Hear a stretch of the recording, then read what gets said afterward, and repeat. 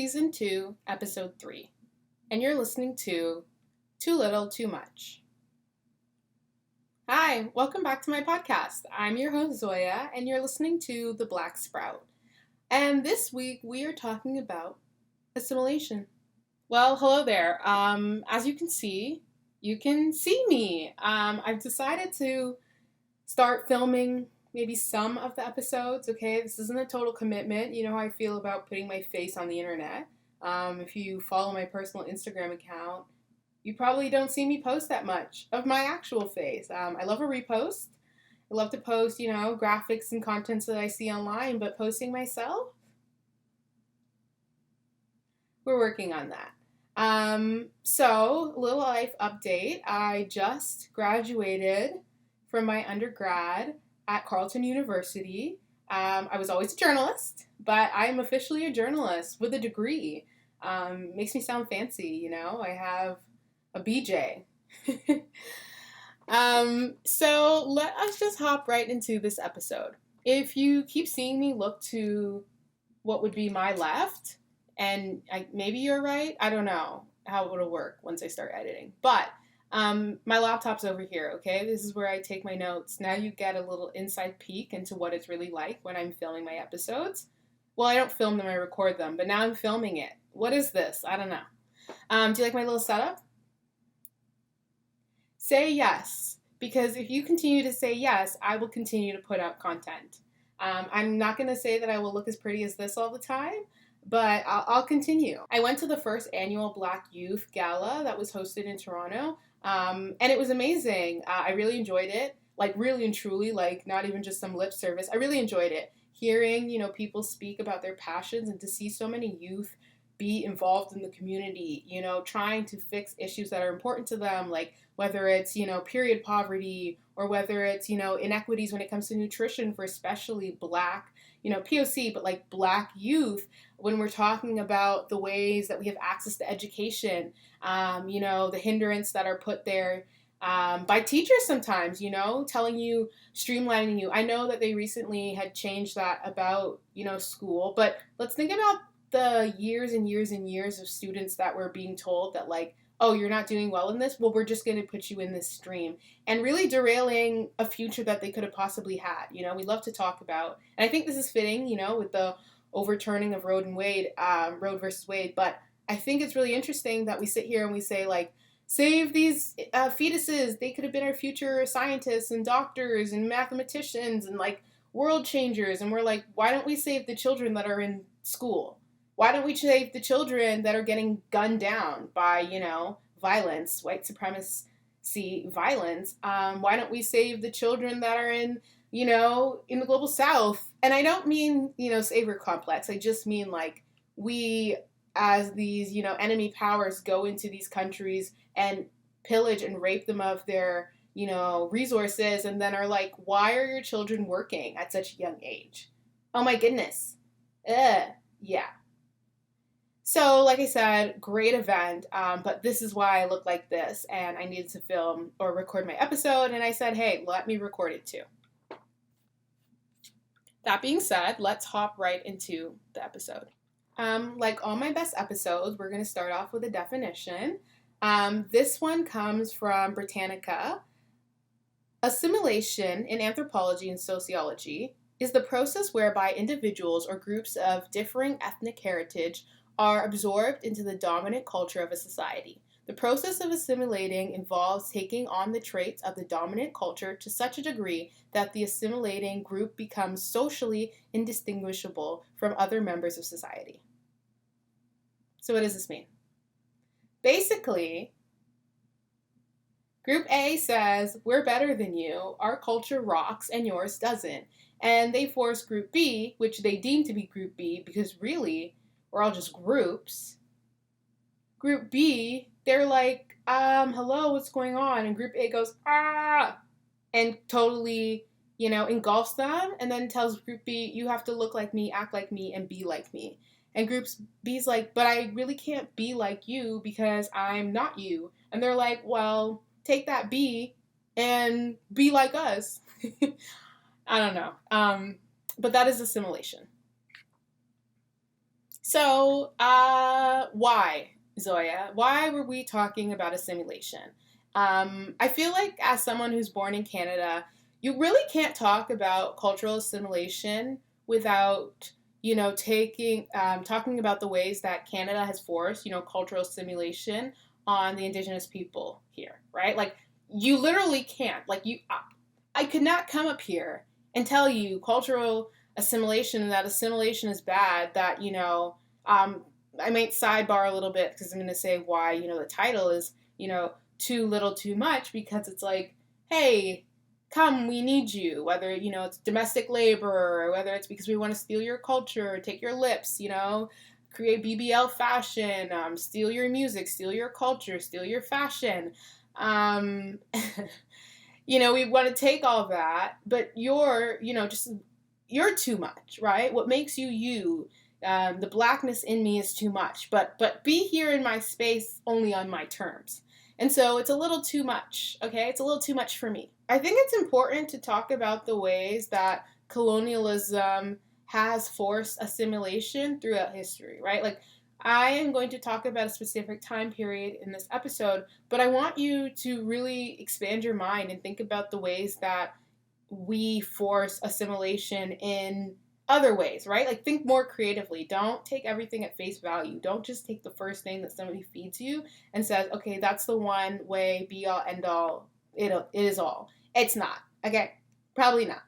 Okay, the roots of the institution of white supremacy go deep. We can see that this cultural assimilation is starting to happen in what we call Canada, from the start about the 18th century until now, really. And I think this is a fitting episode because what are we coming up to soon? July 1st. And what is the significance in Canada of July 1st? Cultural genocide, okay? That is what it means. I guess this would be like the third year now. And this isn't a whole like pat on the back, Zoya, yada yada at all. I think it's just a moment. It's something I like to share with people so that maybe if more people hear that people don't need to celebrate Canada today, the celebration of genocide, really, the birth of a nation, if you will. If we're going to sit here and celebrate those things, what are you really saying? What do you really care about? I'm not saying don't have a barbecue, but there's 365 days in a year. I think you can pick another day to have a barbecue on. I think you can pick another day to wear your red and white clothing. I think you can pick another day to not, celebrate genocide. It's as simple as that. So I think we should talk about why assimilation sucks, right? So in Canada, the last residential school was closed in 1996. 1996. Are you hearing that number and quaking maybe? 1996. Not that long ago. I think that's a key phrase because we always hear people talking about, like, it's in the past, history. History is yesterday. Do you realize that? Like, history is just the cataloging of the past. Like, maybe I should go grab a definition so that maybe I'm a little more accurate. But, like, history, the moment a second goes by, that's history. Okay? So far away. That's history. Okay, everything's history. What I ate yesterday was history. And really it is. It's in the toilet. No, I'm joking. Sorry. Now that I can see myself, I be doing a little too much on the camera. But during the 19th and 20th century, there was a formal system for residential schooling for Indigenous children. Okay? So this basically means that residential schools were run by the Roman Catholic Church. That being said, though, the majority of the funding came from the federal government. I think, like, this is a key aspect. Not I think. This is a key reason. This is a key aspect of why, when we talk about colonial impact, we have to talk about how deep the roots are. You have the federal government funding genocide. You have the federal government funding genocide, and yet often refusing to take actual accountability, actual responsibility for the harm and danger that they put, these people, this community, through. I don't even know how to say it. Like, they did something drastic. There is pain because of this, and you funded it. So, between 1874 and 1996, there was more than 130 residential schools in operation. Okay? So, when I use the word school, I want you to think of it as loosely. Okay? That was an institutional torture. We're going to use the word residential school because that's what they wanted to call it. But like conversion therapy, a lot less therapy and a lot more torture. Okay? A lot more, less, school and a lot more assimilation. So we first need to just talk about the fact that the institutions were horrendous. Okay? They were absolutely horrendous. They were poorly built, unsanitary, extremely abusive. This is physically, emotionally, sexually. So it's estimated that at least 150,000 First Nation, Inuit, and Métis children attended residential schools during this period. It's estimated that at least 3,200 children died while attending residential schools. But we do know, I hope you guys are checking the news, or at least that you're in circles where these conversations are being held, but we know that this number is not accurate, okay? There's dozens, hundreds of unmarked graves, and we are constantly, weekly, there was a point when I felt like it was daily, like finding out that the number that we have is simply growing, okay? Like, this is important to remember, that the numbers that we get are always skewed. That's, okay, we don't like to actually catalog and report things accurately, right? That was the same way that Toronto police had to come out and be like, oh my gosh, hey, we just started checking our statistics and like race, and realized that, like, oh my gosh, the Toronto police is racist. We're literally so sorry. And everybody was like, hello, we've been telling you that for years. Who were you fooling? Who were you talking to? Because it wasn't me. There's been books written about it. Desmond Cole has a great book. If you get a chance, please read it. He really talks about the ways that, institutions continue to perpetuate racist ideals and, standards in Canada, in Ontario specifically, because he's talking about his, Toronto experience. But, like, in Canada, like, take that and you could apply it somewhere else, okay? Like, the tools of racism are not that different. Anyway, with this ongoing discovery, we have to acknowledge the fact that this number that I'm presenting you is much higher. It's much higher. And that being said, survivors of residential schools have testified that children who did die in these unmarked graves, like, they weren't being acknowledged right away. When they were mentioning these things and telling people, people were like, I can't hear you. And now, here we are, this forced discovery is all of a sudden like some reckoning where everybody's like, oh my goodness, like, this terrible thing happened. Yeah, we know. We've been telling you. So for me, it's a little hypocritical to have such, like, it feels like fake outrage, It's like those people who are like, oh my gosh, I didn't know that, like, there was, like, racism happening, like, so sad, like, you're living in this bubble, but people tried to pop your bubble, and you, like, made your bubble out of, like, stainless steel, and nobody can, like, really get through.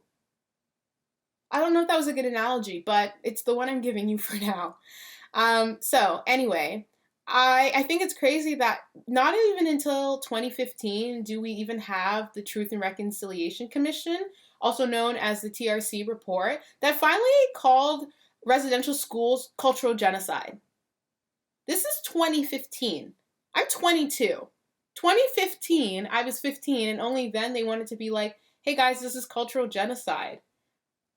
Your last residential school closed in 1996.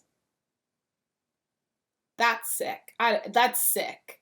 There has been, little news update, guys. There's been a class action lawsuit on behalf of off-reserve Indigenous children that were taken, from their families and placed in non-Indigenous care. So non-Indigenous care is like foster homes. And so I was reading this article from June 2020, so this month, and it was talking about how Cheyenne Stonechild is a lead representative plaintiff in the federal lawsuit, right? So this lawsuit comes from seeking damages, restitutions, and recovery of costs on behalf of affected families. Checking my notes again, checking my notes. Anyway, it demands that Canada takes responsibility for off-reserve Indigenous children because the only reason that they're not on the reserve is because of forced assimilation policies that Canada enforced, right? Like, because they had like the 60 scoop, for instance, where you came in, ripped children away from their families under the guise of better care and like mistreatment. That's the only reason why they're not with their families. They're not with their communities, right? So for her, she was taken away from her family at the age of 6, right? So this is happening in Metro Vancouver, where she was placed in about 15 group homes until she was about 18. 15 group homes. I didn't even go to that many. You don't typically go to that many like schools. Why? Because we talk about how important consistency and staying, in one place is. And obviously, it wasn't good places that you were ripped and put in these homes instead of being with your family or your community. But consistency, not there.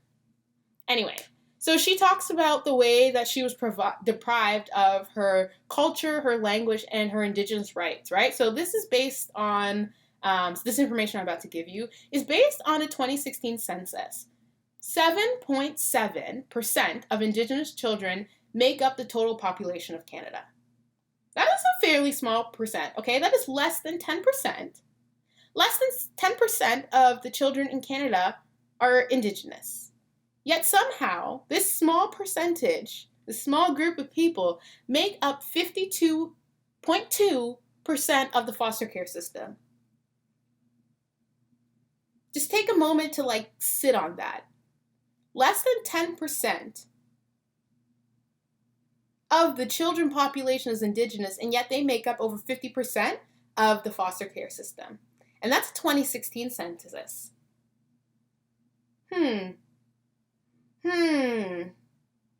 So, I want to say, though, the federal government has released a statement saying that they will be reviewing the details of the lawsuit and will continue to work closely with Indigenous partners as this and other class actions process is moving forward. Now, to me, that feels like one of those like non-answer answers, and as someone who's a journalist now, I'm joking, I didn't work in PR, but I'd like to think that that's a PR statement, okay? When you want to answer but not answer, respond but not respond, act like you care but when you don't. I think my next section is really, we need to talk about, like my experience. I feel like I love telling stories. Journalist here, yeah, guys, I'm going to continue to say that because I got a degree. Anyway, when people wanted me to be the same kind of different, and I'm calling it this because I think there's this real need as individuals in this society to be different, right? But the same kind of different. So growing up, I'm going to give an example because, sometimes I see these things and you're like, where are you going, Zoya? This sounds a little confusing. Growing up, I found that, yes, you had a lot of non-Black people policing, your identity and how you should move and act in the world and setting these, like, policies and these, like, restrictions on you, right, when it comes to the way that you move through the world. And yet, I also found that, my own community would do the same thing. And I think it's because of this idea of homogenization. Like, it's a little bit different, I would like to say, than assimilation, because assimilation, like I said, from the definition is coming from the dominant group. But it's like, why do these Black people that I'm, like, in community with or, like, conversing with, why are they telling me that I'm supposed to act, look, and be a certain way? Because of these images that are being forced upon them from the dominant group, right? It's because of this idea that, because of the color of our skin, the hue, the shade, that we're all the same, right? And not taking into account our upbringings, our heritage, our ethnicities, our environment, our schooling, just all these different aspects that make us us, right? And I remember I would have these girls in elementary school, tell me fairly often at one point that I was whitewashed. Now you're probably looking at me being like, Zoya, you? Yes, me. I was a victim. I was a victim of that phrase. I was a victim. And it probably was one of the most insulting things to me as a child. But as I've gotten older, I want to say that it is almost deepened in its insult. You know, like me really learning, and I feel like it's one of those things that I sort of knew in my head, but I finally had like the language for. Me learning that um, we are not supposed to all be the same. You know, you think that's like, oh, easy, yeah, like, does it? No, we are all not supposed to be the same. We're stuck in this idea that it's important for us to act, look, and be the same, and yet somehow still be different, right? Like, I'm supposed to present in this certain, perform blackness in a certain way, right? And yet I'm also not supposed to totally be like anybody else. My hair shouldn't really be like anybody else, right? It's like strive to like do it first. You know, you're supposed to I feel like too it's a lot. I feel like women in society definitely feel this pressure, you know, where you're supposed to dress the same, wear the same dress but not in the same style, you know? You're supposed to wear Uggs but not in the same way. You're supposed to say the same words as somebody else but like without sounding totally like somebody else. You're supposed to wear jeans but make sure it doesn't fit you the same. You know what I mean? Like it's the same reason why on TikTok people talk about like gatekeeping outfits, right? Like I would definitely say it's like insecurity for sure, like the idea that you think, and I'm not shading no one because I feel it sometimes. I don't know if I want somebody to look better in a fit than me when it's the same fit. But where does this come from? Right? Like we want to be the same kind of different. It's why things trend, right? Like we want the same things, but the only reason it's trending is because we all like them, but then we like trash the fact that it's trending. But it's disgusting, really. This idea that we're all supposed to be the same, and yet then when you're not the same, right? Because we're told like don't be the same, break out, be an individual, be who you are. And then the moment you be who you are, people are questioning you on that. Why'd you hair your hair that way? Why did you say it that way? Like, why do you do what you do? Why are you the way that you are? And I do, you know, would like to argue that some of us are curious. Some of us are curious about people's way of life and like why, but you know when somebody's saying something to you and it's like sinister. They're shaming you and not praising you. Um, and so this is really complicated, right? Like, there's not one solid way to be black. This homogenization of a certain group, right? This performance that is expected of us is the problem. It's why white colonialists came in and were like, hey, you're supposed to do this, do that, and because you're not doing that, we think we're better than you. This being said, I have also experienced, obviously, the expectation that I was supposed to move and look and act a certain way with my racist roommates, the Brady Bunch.